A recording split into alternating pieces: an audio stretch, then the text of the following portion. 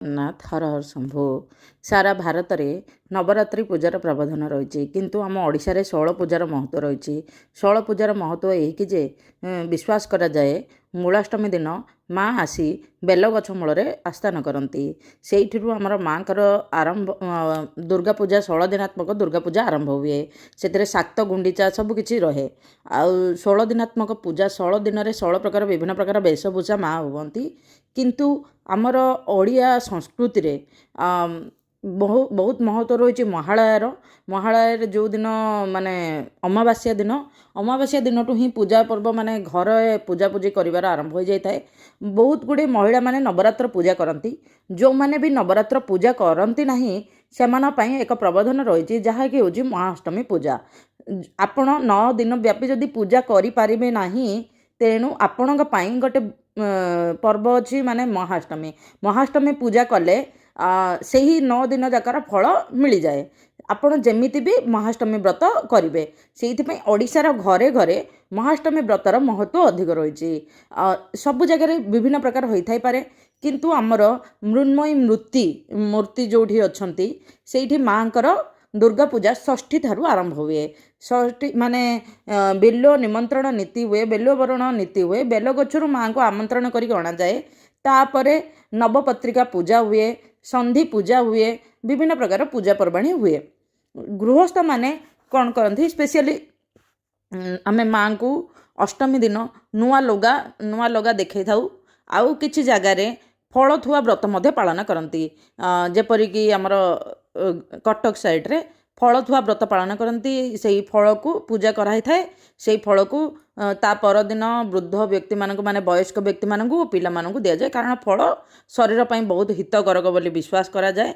आउ हितकारक मध्य से विभिन्न प्रकार विटामिन न्यूट्रिशन अच्छी किंतु यह आमर पूर्व जुगर प्रचलित होइछि। फल थुआ व्रत विभिन्न प्रकार फल 8 प्रकार का घरे 8 प्रकार का घरे 10 प्रकार जहाँ भी फल अच्छी आपण घरे जहाँ भी नियम अच्छे से अनुसार पूजा करा जाए।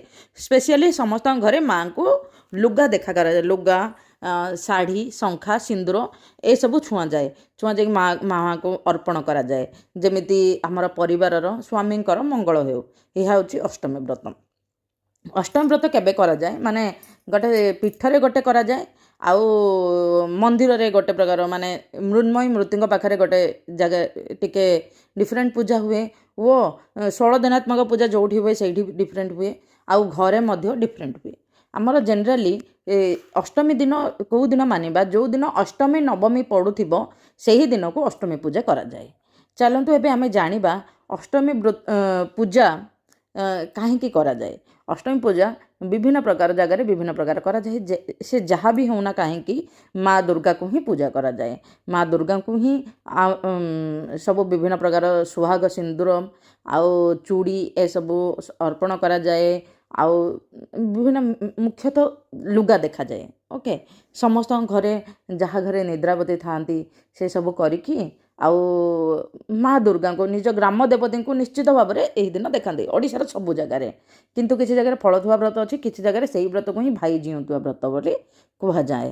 तो अष्टमी दिन पश्चिम ओडिशा रे भाई जिउंतिया पर्व बोली कहुए सेटा को ही किंतु फलथुआ व्रत होची आमर कटक साइड रे कटक जगतसिंहपुर जाजपुर ए साइड रे भुवनेश्वर रे भी करा जाए। विभिन्न अंचल रे विभिन्न प्रकार पूजा हो जाए मात्र से दुर्गाष्टमी व्रत ही पूजा करा जाए। सबु ओडिशा रे सबु जगह दुर्गाष्टमी व्रत को धूमधाम रे पूजा करा जाए। प्राय समस्ते उपवास करती जदि जो माने रही पारंती से माने मंदिर रे प्रसाद सेवन करती। चलंतु आमे बे जानिबा हमर एही 2025 मसिया रे महाअष्टमी व्रत केबे करा जेबो।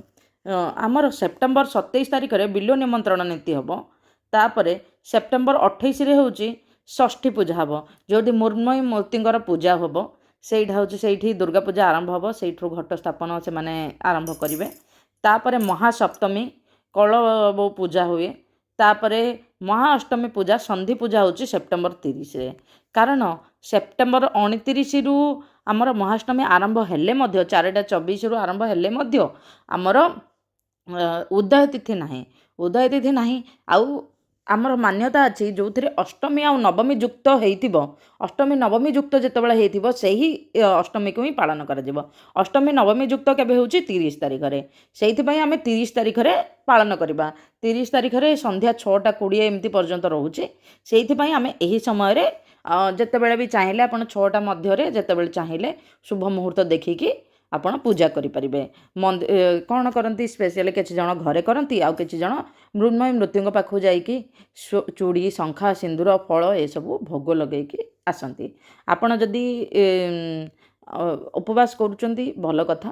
ଯଦି ଉପବାସ କରିପାରୁନାହାନ୍ତି ଆପଣ ଫଳାହାର କରିକି ରହିବେ। ଯଦି ଆପଣ ଦେହ ବହୁତ ଖରାପ ଅଛି, ଦେଖନ୍ତୁ ସୋମା ରାଇସ୍ ଏସବୁ ଅଛି, ନହେଲେ ମନ୍ଦିରର ସେଇଠାର ପ୍ରସାଦ ଆପଣ ସେବନ କରିପାରିବେ। ଆମର ପୂଜା ମାନେ ଉପବାସ 3 ପ୍ରକାର। ଗୋଟେ ହେଉଛି ନିର୍ଜଳ ଉପବାସ, ତାପରେ ଆଉ ଗୋଟେ ହେଉଛି ଜଳ ଆହାର କରିକି ଅଛନ୍ତି, ଆଉ କିଛି ଫଳ ଆହାର, ଆଉ ତାପରେ ଆମର ଯଦି ଅରୁଆ ଅନ୍ନ ଏସବୁ ଡାଲି ଏସବୁ ଖାଇକି ପୂଜା କରନ୍ତି। ଆପଣ ଯେମିତି ପାରିବେ ସେମିତି ପୂଜା କରିବେ, କିନ୍ତୁ ମନରେ ଭକ୍ତି ଥିବା ଦରକାର। ଯାହା ଘରେ ଯାହା ଅଛି ସେଇ ଟାଇପ୍ର ପୂଜା କରାଯାଏ। ଆମ ମାମୁଁଙ୍କ ଘରେ ସ୍ପେଶିଆଲି ଏହି ଦିନ କ୍ଷୀରି ପୂଜା ହୁଏ। କ୍ଷୀରି ଓ ମାଆଙ୍କୁ ଲୁଗା ଦେଖାଯାଏ। ଆମର ଈଶାଣ ଘରେ, ଐଶାନ୍ୟ କ'ଣ, ଈଶାଣ ଘରେ ସମସ୍ତଙ୍କର ଈଶାଣ ଦେବୀ ଅଲଗା ଥାଆନ୍ତି, ସେମିତି ପୂଜା କରାଯାଏ। କିନ୍ତୁ ଈଶାଣ ମାନେ ଆମର ଦେଇପିଣ୍ଡି ଯାହା କୁହନ୍ତି। କିଛି ଜଣ ଘରେ ଲକ୍ଷ୍ମୀ ନାରାୟଣଙ୍କୁ ମଧ୍ୟ ପୂଜା କରାଯାଏ। ଆମ ଘରେ ମୋ ମାଆଙ୍କ ଘରେ ପରଶୁରାମ ଭଗବାନଙ୍କୁ ପୂଜା କରାଯାଏ। ପରଶୁରାମ ଓ କାମିଲି ଦେବୀ ପୂଜା କରାଯାଏ। ପରଶୁରାମ ହେଉଛନ୍ତି ଆମର ଇଷ୍ଟ ଦେବତା। ଆମର କିଛି ଜଣଙ୍କ, ମୋ ଶାଶୁ ଘରେ ଇଷ୍ଟ ଦେବତା ହେଉଛନ୍ତି ଲକ୍ଷ୍ମୀ ନାରାୟଣ, ଆଉ ମା ରାମଚଣ୍ଡୀଙ୍କୁ ବି ତାଙ୍କ ଗାଁରେ ପୂଜା କରାଯାଏ। ଦେଇପିଣ୍ଡରେ ଯାହା ରଖି ପୂଜା କରାଯାଉଛି ସେ ଟାଇପ୍ର କଥା। ଆପଣ ଆମର ମହାଷ୍ଟମୀ ବ୍ରତ ସେପ୍ଟେମ୍ବର 30ରେ ପାଳନ କରାଯାଏ। ଏହି ଅଷ୍ଟମୀ ବ୍ରତ ଦେଖନ୍ତୁ, ଆମର ଆସାମ, ଓଡ଼ିଶା, ୱେଷ୍ଟବେଙ୍ଗଲ, ବିହାର ଆଉ କିଛି ଜାଗାରେ, ଆନ୍ଧ୍ରପ୍ରଦେଶର କିଛି ଜାଗାରେ ମହାଷ୍ଟମୀ ବ୍ରତ 30 ତାରିଖରେ ପାଳନ କରାଯାଉଛି। ଆମେ ଆର ଏବେ ଶୁଭ ସମୟ ଆଲୋଚନା କରିବା। ଶୁଭ ସମୟ କ'ଣ ରହିଛି? ଶୁଭ ସମୟ ଅନୁସାରେ ଆପଣ ନିଶ୍ଚିତ ଭାବରେ କେମିତି କରିବେ? ପ୍ରଥମେ ସକାଳୁ ଉଠି ମୁଣ୍ଡ ଧୋଇ ଗାଧେଇବେ। ହେଲା, 30 ତାରିଖରେ ଏଇଠି ଲେଖା ହେଇଛି ମୃନ୍ମୟୀ ଦେବୀଙ୍କ ମହାଷ୍ଟମୀ, ପିଠେ ମହାନବମୀ। ସନ୍ଧି ପୂଜା ଯେବେ ଥିବ ସେବେ ହିଁ ଅଷ୍ଟମୀ ପୂଜା ହୁଏ।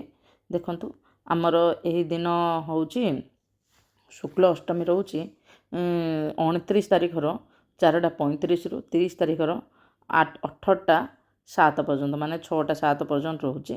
ଓକେ, ଆମେ ଏଠାର ଅମୃତ ବେଳା ରହୁଛି ଆମର 5ଟା 37ରୁ 6ଟା 25 ସକାଳ, ତାପରେ 7ଟା 13ରୁ 11ଟା 13 ମଧ୍ୟରେ, ତାପରେ 19ଟା 59ରୁ 20ଟା 47 ମଧ୍ୟରେ। ଆପଣ ଚେଷ୍ଟା କରିବେ 11ଟା ଭିତରେ ପୂଜା କରିଦେବେ। ମହେନ୍ଦ୍ର ବେଳା ରହୁଛି 17ଟା 35ରୁ 19ଟା 59 ଭିତରେ। 17ଟା 35 ସନ୍ଧ୍ୟାବେଳେ ଆପଣ ଏହି ଟାଇମ୍ରେ ବି ଚାହିଁଲେ ପୂଜା କରିପାରିବେ। ଏଇଟା ହେଉଛି ସନ୍ଧିବେଳର ସମୟ। ଯଦି ଆପଣ ଘରେ ହୋମ ସନ୍ଧି ପୂଜା କରୁଛନ୍ତି, ଏଇଟା ମୃନ୍ମୟୀ ଦେବୀଙ୍କର ସେଇଠି ସନ୍ଧି ପୂଜା ହେବ। ଏହା ରହିଲା କଥା। ଆପଣ ନିଶ୍ଚିତ ଭାବରେ ଏହି ଦୁର୍ଗାଷ୍ଟମୀ ବ୍ରତ, ମହାଷ୍ଟମୀ ବ୍ରତ ଯଦି ଆପଣ 9 ଦିନ ଯାକ କରିପାରିନାହାନ୍ତି, ଏହି ଅଷ୍ଟମୀ ବ୍ରତ ନିଶ୍ଚିତ ଭାବରେ ପାଳନ କରନ୍ତୁ। ଆମ ଓଡ଼ିଶା ତ ସବୁ ଘରେ ଅଛି, ନିଶ୍ଚିତ ଭାବରେ ପାଳନ କରିବେ। ମା ଦୁର୍ଗାଙ୍କ ସମସ୍ତଙ୍କୁ ମଙ୍ଗଳ କରନ୍ତୁ। ଏହାପରେ ନବପତ୍ରିକା ପୂଜା ଆଉ ଦଶହରା ଦିନ ସିନ୍ଦୁର ଖେଳ ହୁଏ। ଦଶହରା ଦିନ ଆମେ ମାଆଙ୍କୁ କ'ଣ କରାଯାଏ, ଦଧି ଅନ୍ନ ଦେଇକି ମାଆଙ୍କୁ ସିନ୍ଦୁର ଏସବୁ ଦେଇକି କିଛି ପଇସା ଦେଇକି ବିଦାୟ କରାଯାଏ। ମାଆଙ୍କୁ ନିଜ ଝିଅ ବୋଲି ଭାବନ୍ତି। ଜୟ ଶ୍ରୀ ଜଗନ୍ନାଥ, ହର ହର ଶମ୍ଭୁ। ଏହା ରହିଲା ଆମ ଓଡ଼ିଶାର ଦୁର୍ଗା ପୂଜାର ଅନନ୍ୟ ପରମ୍ପରା। ଜୟ ମା ଦୁର୍ଗା।